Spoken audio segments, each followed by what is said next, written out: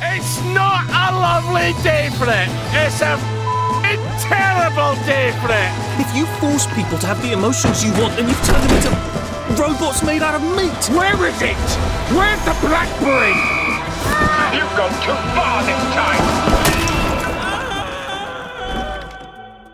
It doesn't matter if you're an unhappy wimp, a woman with a secret, or a diabetic ex-soldier with issues, the world of We Happy Few is an unkind place.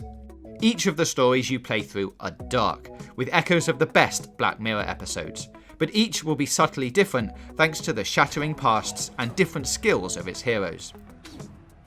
Each character has a main storyline and a smattering of side quests, and you'll guzzle everything.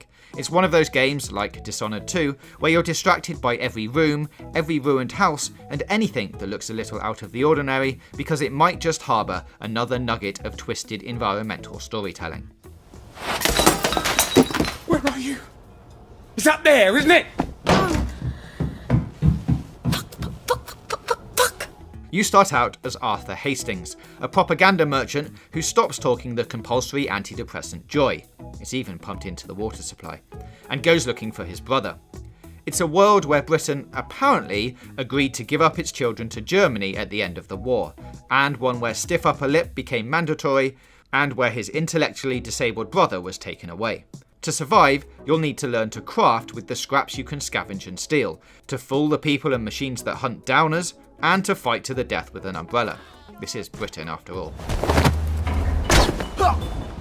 Unlike a lot of games where people will turn a blind eye to you scrabbling through their bins or walking around carrying a blade, how you behave in We Happy Few matters.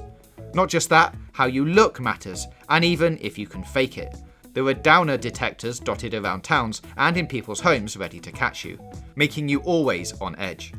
Things are only a little more relaxed in the Garden District, a place of exile for people who aren't on Joy. There you won't get shouted at for running, but wearing your nice city clothes will make people aggressive, and looting a body or chest will have the mob after you. It makes you feel very aware of how odd a character rushing around, punching and stealing must look. Games like Assassin's Creed have obviously made stealth an integral part of the story and mechanics, but the anxiety in We Happy Few doesn't come from failing a mission.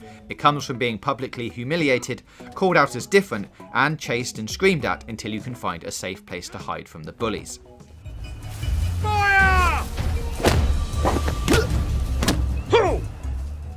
There are ways to level up and hide your motives with drugs and skills, but you'll always feel on edge, walking when you want to run and turning in the street to avoid trouble. Honestly, it was a relief when the mob was small enough that we could just beat them to death with a cricket bat. The three characters you'll play as, all broken in their own ways, stand up on their own and then some. It could have been a strong game with just one story, but the addition of characters Sally and Ollie is both generous and damn clever. I'm out of blackberry spud. Come back later. I need it now. Sorry, I don't have any now. You get to see the same people and places from different perspectives. With Sally, it's someone working with the system, albeit with their own shocking secrets to hide, as she does her best to keep her life stable while trying to supply the sinister constables with their favourite blackberry joy. Elements of her story mean that time and certain materials matter, and instead of a skill for tinkering, she's a master chemist who has to use her abilities to survive. Ollie is a brilliant fighter and mechanic, with a passion for extracting TNT from dud German bombs, but he's also a diabetic in a world without an insulin-stocked pharmacy on every, or any, corner. All three experiences are different, all three are excellent. Personally, we found Sally's the most affecting, for reasons too interesting to waste on a cheap spoiler here, but we suspect everyone will see it differently. The interweaving of the stories isn't a recycling job either, it's a narrative risk that pays off. There are times that this game isn't a comfortable one to play, but it feels important that a game is telling stories about just how effed up things get when you blindly follow government policies, block out anyone different, and stick a massive happy face on it. Spoiler, very effed up. Ollie, Why are you all wearing those ridiculous new masks? you should get one. They shape your face into a smile, and when you smile, you can't help being happy. Precisely because the story and the world stunned us so much, we can forgive some of the more technical issues that popped up here and there. A wonky frame rate, cookie cutter NPCs, Seriously, we must have seen the same old lady 100 times. And animation glitches were all dotted through our hours and hours and hours of gameplay. But at worst, they were a distraction, a tiny pinch on the arm from the real world. In an ideal situation, a development studio would have time to fix all that and make 3 cracking stories. But if Compulsion had to make a choice, we're glad they poured that time into Arthur, Sally and Ollie. We give it 4 stars. Sally?